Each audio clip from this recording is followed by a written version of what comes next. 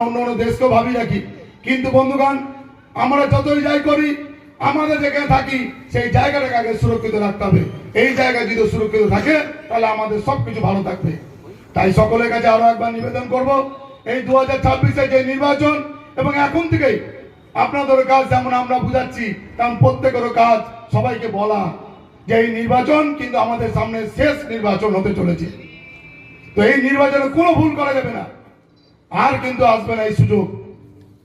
সুতরাং ভারতীয় জনতা পার্টি সরকার তৈরি করতে হবে আমাদের স্বার্থে, পশ্চিম বাংলার মানুষের স্বার্থে, বিজেপির স্বার্থে নয়।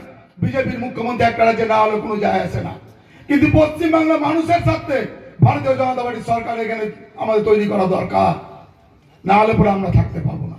এই কথা আপনাদেরকে বলতে হবে। প্রত্যেকটা বাড়িতে যারা যারা এখনো বুঝেনি তাদেরকে বোঝাতে হবে, একসাথে একভাবে সমস্ত হিন্দু যেখানে অত্যাচার সেখানে একসাথে রুখে দাঁড়াতে হবে। এই তৃণমূলকে আগে দাঁড়াতে হবে, তারপরে অন্য হিসাব হবে। আগে তৃণমূল যতদিন না যাবে উন্নয়ন কিছুতেই হবে না। আমাদের মোদীজি বলেছিল 2014 সালে আগে মোদীজি বক্তব্য আপনাদের মনে আছে যে ভারতবর্ষকে উন্নতি করতে গেলে আগে কংগ্রেসকে শেষ করতে হবে।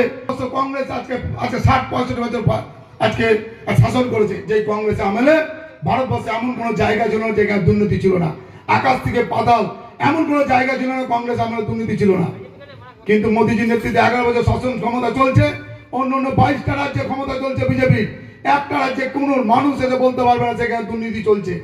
আর তৃণমূলের রাজত্ব দেখুন, বাংলায় বাস করছি, এমন কোন জায়গা নাই জন্ম নেওয়ার আগে থেকে এবং মৃত্যুর দিন আর মৃত্যু হয়ে যাওয়ার পরেও এই সরকারের দুর্নীতি, জন্ম থেকে মৃত্যু তৃণমূলের দুর্নীতি লেগেই আছে। এমন কোন জায়গা নেই যেখানে তৃণমূলের দুর্নীতি নাই। তোলাবাজি ছাড়া এদের কোনো কাজ নাই, এদের একটাই কাজ। আর তৃণমূল যারা করে সেসব নেতাদের দেখবেন চরিত্র পাল্টে গেছে, আজকে তাদের ক্যারেক্টার পাল্টে গেছে। আজকে তারা তৃণমূল করেছে, তাদের আজকে বাংলার মানুষের তৃণমূল আজকে দিদির জন্য আজকে বাংলার মানুষের উন্নয়ন হয়নি, কিন্তু তৃণমূল পার্টি যারা করে সেসব নেতাদের উন্নয়ন হয়ে গেছে। আজকে তৃণমূল পার্টিতে যারা খেতে পেত তাদের আজকে দেখুন কত রকম পরিবর্তন হয়ে গেছে, আপনারা দেখতে পারবেন। তারা এই এলাকায় থাকে, আপনাদের এলাকায় আজকে তারা ঘুরে বেড়ায়, কিন্তু তাদেরও পরিস্থিতি একদিন এইরকম হবে। আপনারা সাবধান থাকুন, যে যেমন কর্ম তাদের আমরা তাই বলছি বদলও হবে, বদলাও হবে। ভারতীয় জনতা পার্টি যেমন আমাদেরকে যে রকম ভাবে অত্যাচার করেছে আমরা ভুলে যাইনি সেই দিনের কথা। আমরা পঞ্চায়েত নির্বাচনে প্রত্যেকটা আমরা দিনের কথা মনে আছে। তা আমরা বলছি আগে পরিবর্তন সাথে বদলাও হবে, বদলও হবে, সবকিছু হবে ভারতীয় জনতা পার্টি তার প্রতি। তাই আমরা অন্যায়ের প্রতিবাদ করি, আমরা প্রতিরোধ করি। শ্যামাপ্রসাদ মুখার্জি বলে গেছিলেন, আমরা সেই শ্যামাপ্রসাদ মুখার্জির দল করি, সেই দলের আমরা কার্যকর্তা।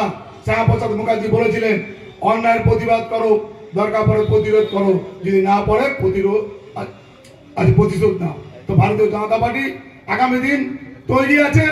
কোন তৃণমূলকে কোন রকম ভয় পাওয়ার কোনো দরকার নাই, তৃণমূলে কিছু নয়, ওদের শেষ, ওরা গল্প শেষ। তৃণমূল বলে আর এই রাজ্যে থাকবে না। 2026 সালের পর থেকে তৃণমূলকে খুঁজে পাবেন না। আজকে সিপিএম তৃণমূলের দায়িত্ব সাইনবোর্ডে দেখতে পাচ্ছেন, কিন্তু তৃণমূলের কোনো অস্তিত্ব এই বাংলায় থাকবে না। তৃণমূল বলে কোনো রাজনৈতিক দল থাকবে না। তখন তৃণমূল নেতারা কি করবে তখন দেখবে। অনেক তৃণমূল নেতারা এখন যোগাযোগ করছে, আবার ভাবছে দাদা আমি হিন্দু, জয় শ্রীরাম বলি।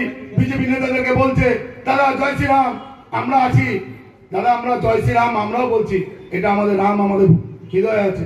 যে রামকে দেখে আজকে যাদের দল আছে এইরকম করেছে তাদেরকে আমরা ছাড়ার জন্য আসিনি। যে দিদি যেসব দল আজকে দেখুন আজকে দীপু দাসের হত্যা আছে, বাংলা হিন্দুদের উপর অত্যাচার করে যেসব দলের নেতারা মুখ